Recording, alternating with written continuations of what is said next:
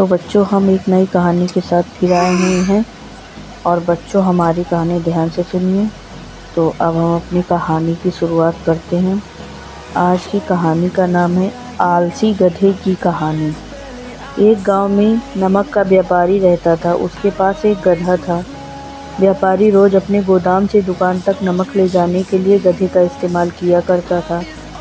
वह नमक बोरी में भरकर गधे की पीठ पर लाद देता और उसके साथ साथ चलता हुआ दुकान तक आता था।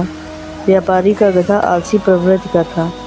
काम से बचने के लिए वह नित नए उपाय सोचता रहता था। गोदाम से दुकान तक के रास्ते में एक नदी पड़ती थी, जिस पर एक छोटा पुल बना हुआ है। एक दिन नदी पर बने पुल पर चलते समय अचानक गधे का पैर फिसला और वह नदी में जा गिरा। नदी के पानी से नमक की बोरी भीग गई।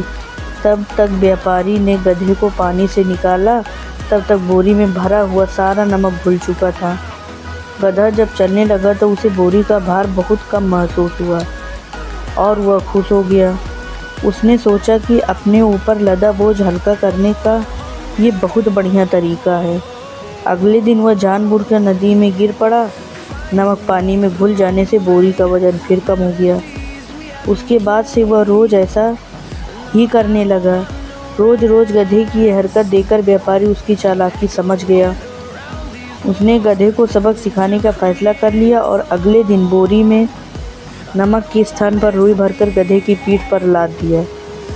रुई हल्की थी। इसके बाद भी आलसी गधे ने सोचा कि क्यों न रोज की तरह नदी के पानी में गिरकर इस वजन को और कम कर लिया जाए। इसलिए वह जानबूझकर नदी में गिर पड़ा।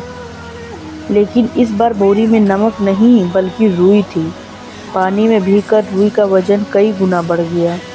गधा जब उठकर चलने को हुआ तो इतने भारी बोझ से उसका बुरा हाल हो गया। उस दिन के बाद से उसने कभी आलस न करने का निर्णय लिया। तो बच्चों, हमें इस कहानी से क्या सीख मिलती है? हमें इस कहानी से ये सीख मिली कि आलस का फल कभी ना कभी मिल ही जाता है। हमें कभी आलस नहीं करना चाहिए। एक ही उपाय हर बार कारगर सिद्ध नहीं होता। कभी ना कभी व्यक्ति फंस जाता है अपने बिछाए जाल में ही, जैसे गधा फंस गया। तो आज की कहानी आपको हमारी कैसी लगी हमें कमेंट्स में ज़रूर बताइए।